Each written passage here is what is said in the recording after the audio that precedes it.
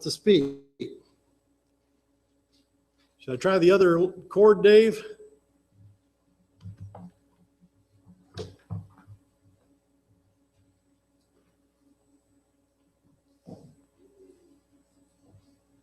We'll try the other line here.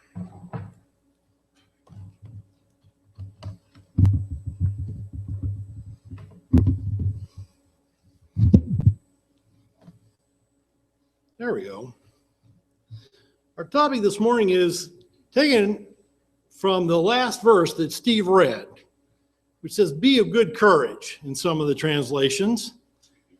And we ask the question, is Christianity in crisis? Are we in a time of the decline of Christianity? Are we seeing Christianity disappear from this country? And are we seeing Christianity disappear from the world, in fact? And the reason that this has come about, the reason even this question is being asked, comes out of a Pew Research Center report that was released in May of this year, received a lot of attention about the religious behavior of some people, of some of the population of this country.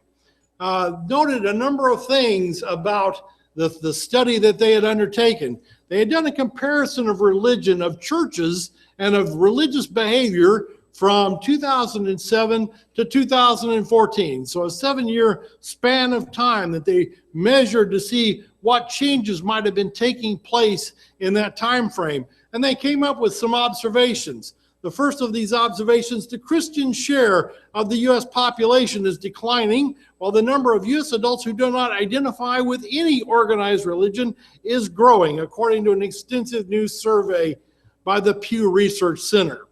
And of course, some of the enemies and detractors of Christianity, and there are many in this country, they began to immediately crow, and they were pleased about this. Other observations coming out of the Pew study, the percentage of college graduates who identify with Christianity has declined by 9 percentage points since 2007, from 73% to 64%. The Christian share of the population has declined by a similar amount among those with less than a college education, from 81 down to 73. And they're saying, well, look there, people are abandoning Christianity. There's no sense to cling to this strange mythology any longer. We're finally waking up to the fact that Christianity is incompatible with the beliefs and practices of the United States. Third observation is that while the drop in Christian affiliation is particularly pronounced among young adults, it is occurring among Americans of all ages. All Americans of all ages are beginning to give up on Christianity, according to this account. The same trends are seen among whites, blacks, and Latinos, among both college graduates and adults with only a high school education, and among women as well as men. And so here is, in their view, in this sense, this exodus away from Christianity. We are leaving Christianity behind. This particular chart has been reproduced a number of times in a number of media. I apologize, it is a little on the small side, but here was the big feature that they wanted to point out.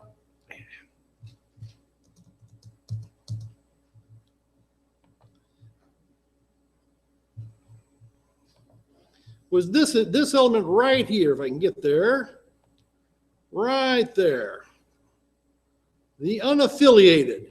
The unaffiliated have grown from 2007, there were 16% of the U.S. population that said they were unaffiliated. And now there are 22% who say they're unaffiliated. And notice that how in each one of the other groups that are identified here, that as Christian, as the world would interpret Christian, there's a decline among evangelical Protestant, among Catholic, among mainline Protestant. There are declines in participation. We see growth only among those who call themselves unaffiliated, and growth among those who are of non-Christian faith. That would be those who would consider themselves Muslim or Buddhist or what have you. There's been some growth there. But the indication here and the idea that that this group would want us to have, or would want us to understand, is that Christianity is withering. Christianity is drying up, and it will perhaps disappear ultimately altogether, is what some would think. The media, of course, immediately piled on this with some delight. Here's a quote from the USA Today with a headline, "Christians drop, nuns soar in new religion portrait." And they point out in their article, the United States is significantly less Christian country than it was 7 years ago. And they see this decline in Christianity. They see this decline in church participation and in religious membership. The Washington Post likewise observed the end of casual Christianity. Here they say for conservative Christians, and this was sort of the main driver that really kind of incensed me, the conservative Christians, a psychological adjustment is taking place. In a de-Christianized culture, it becomes harder to imagine yourself as part of a moral majority. And so, we look around ourselves and we ask ourselves, hey, the rest of the world seems to be going off in a different direction, and the implication here is that we should be following the herd. We should be, taking our revising our look at what we teach and practice as Christians, and we need to kind of get on board, because if we're not going to get on board, we're going to be left behind. And that is the implication of this. This is the idea of what this survey is trying to say, and what these various folks that have interpreted this survey are trying to have us believe. It's discouraging news. It is discouraging news. It seems like the moral condition of the country is bad, and it seems to be getting worse. And we as Christians, as we look around and we see what's happening to our country and to our world, and we begin to scratch our heads and wonder, how are we to maintain ourselves? How are we to teach our children and our grandchildren? What are we to do about this? If we consider, for example, with abortion, we find out that 51% of U.S. adults say it should be legal, that abortion is a good thing. We find that over 700,000 abortions are performed per year in this country. And by the way, that's kind of a low number.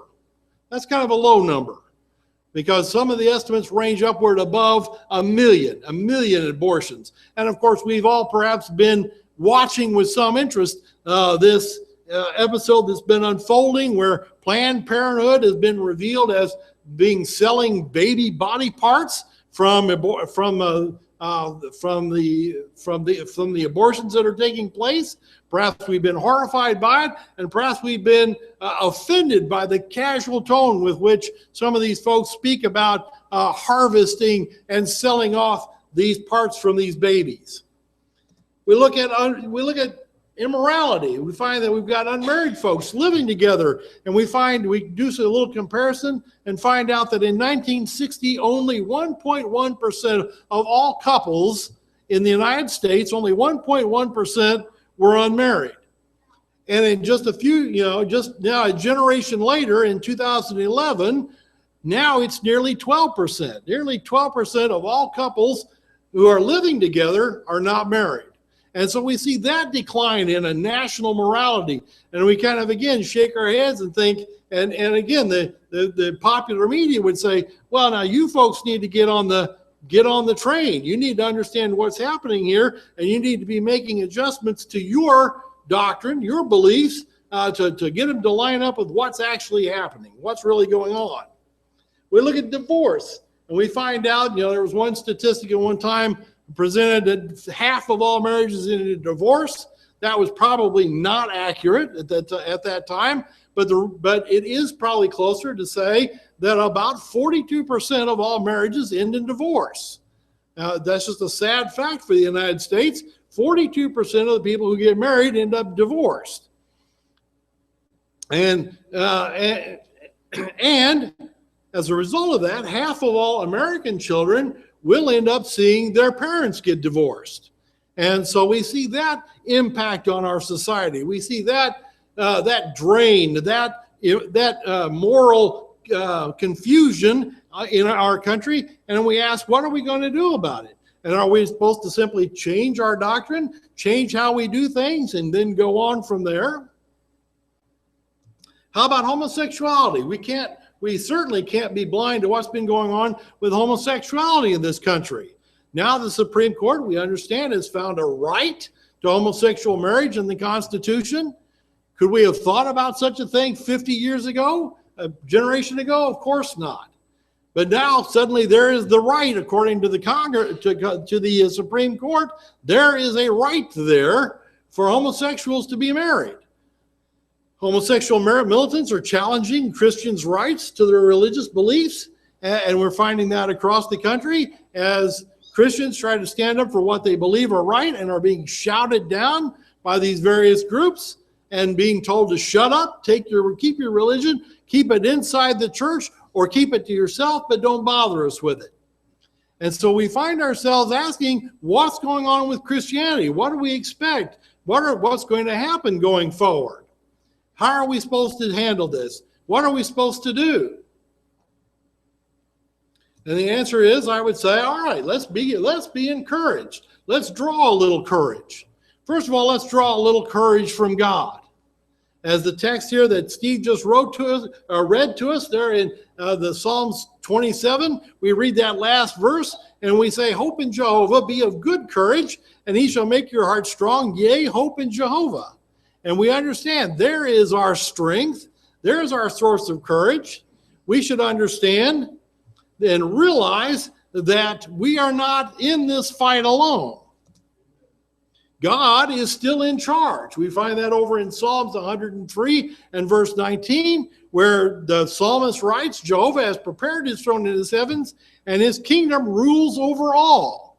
And so if we are getting discouraged, if we're thinking, well, this is completely out of control, and we are just losing ground, and we're just shriveling to nothing, no, God's still in control. God still commands what will happen. And as the psalmist says that over in, I think, the second psalm, he sits in the heavens and scoffs at those who would try to thwart his plans. What else should we do? Well, we might draw courage from our association with other Christians. We might look at what we're doing with other Christians and draw a little courage from them. If we look over in the book of Acts, Acts 28 and verse 15, if we recall that account, Paul there, you remember what happened here? You remember what had happened to Paul? Paul had gone to Jerusalem. He'd been arrested. He'd been then taken before the Sanhedrin. He'd been then taken from there before the various Roman officials. And he had been put on a ship bound for Rome that he might appear before the emperor. That ship, of course, had been shipwrecked. He'd spent several days in the middle of a massive storm on the sea. The ship had been shipwrecked and on Malta, and he had been ultimately rescued from Malta. And now he had come to Rome. And we see there in Acts 15, they had gone they had set sail from that island of Malta. They'd gone in a ship. He says, we put in at Syracuse, and we stayed there for 3 days, and we sailed around and arrived at Rhegium, and a day later, a south wind sprang up, and on the second day, we came to Puteoli. And there we found some brethren and were invited to stay with them 7 days, and thus we came to Rome. And the brethren, when they heard about it, came from there as far as the market of Appius and 3 inns to meet us. And when Paul saw them, he thanked God and took courage. He was encouraged by the fact that here were brethren who were reaching out and encouraging him and saying, no, don't be in despair. Don't be thinking that all is lost. No, you take courage, and we'll make things work. Things will get better. We can draw on the courage of good memories, of good times with one another. Paul does that. He talks about over in Philemon. If we turn over to the book of Philemon and we read there a little bit.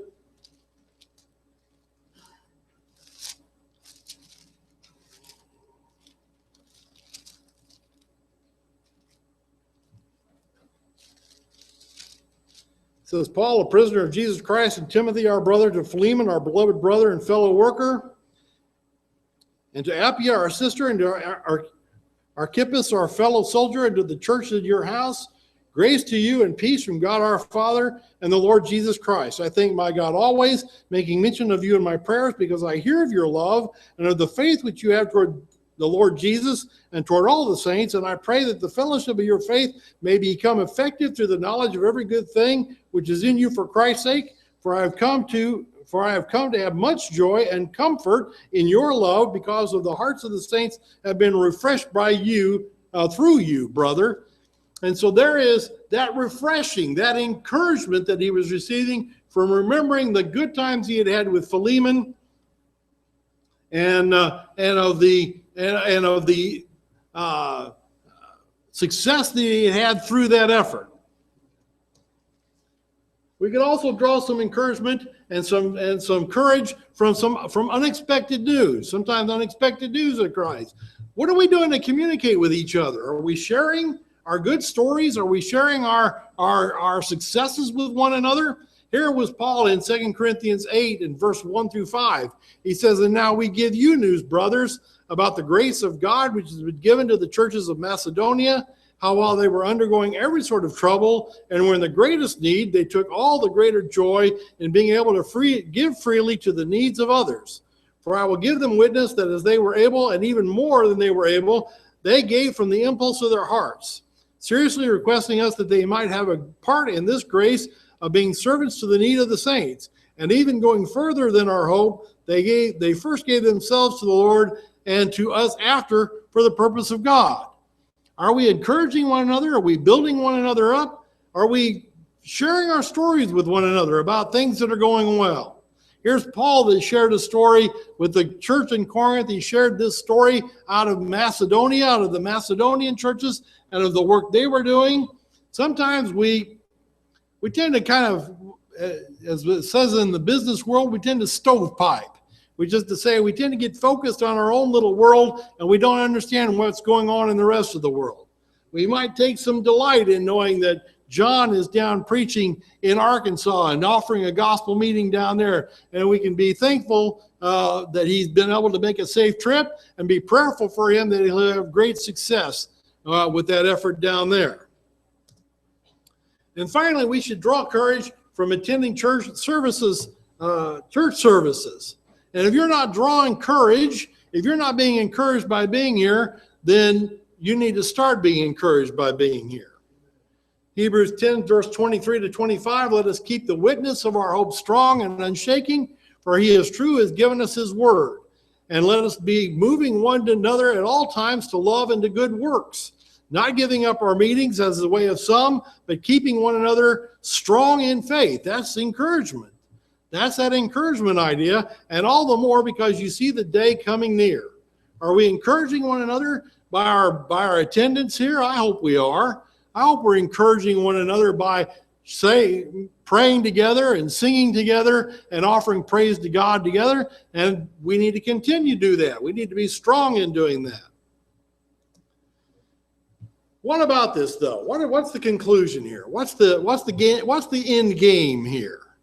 Well, the end game is to think about this. We got a crisis, okay? We've got a crisis, and a lot of the religious world is in a lot of turmoil, and a lot of the enemies of Christ and a lot of enemies of Christianity are delighting in this. And we see that delight. But if we think about it, I want to give you a thought about crisis. This symbol here on the board, up on the screen, that symbol there, that's the Chinese word for crisis. And it's composed of actually two pieces. It's composed of two idea pictograms. The first one is this one, and it means threat. And so, yes, certainly we recognize a threat to Christianity. We certainly recognize a threat to what we teach and preach and what we believe to be true. But the other part of this word is that symbol right there, that little pictogram right there. And that one means opportunity. So crisis means both threat and opportunity. Do we see an opportunity in this information that's coming out? Remember that headline out of the Washington Post, it's the end of casual Christianity. Well, if it's the end of casual Christianity, maybe those who don't view Christianity as a casual exercise begin to take it a little more seriously. What's our opportunity here? We look here. This is also out of this Pew Center research, by the way.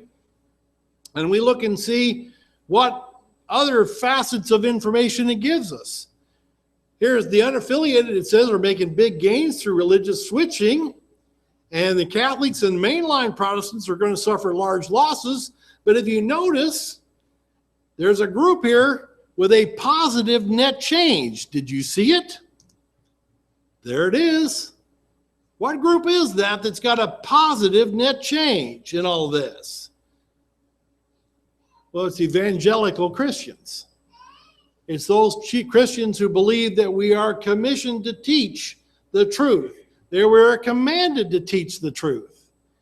That we are out there pushing for what is right. We're out there pushing for what we believe the Bible teaches about the truth. We're out there trying to teach our neighbors and our friends, or we ought to be. Notice how that group has changed. That group is being able to hang on to those that are raised in the group, and they're attracting others who are looking for a little more solid Christianity, if I may say so. They're looking for a little less of worldly philosophy and a little more, let's teach the Bible. And so there's our opportunity, brethren. I believe that is our opportunity, is to find it there in preaching the gospel and in teaching. I think Paul said it the best. He said, keep teaching.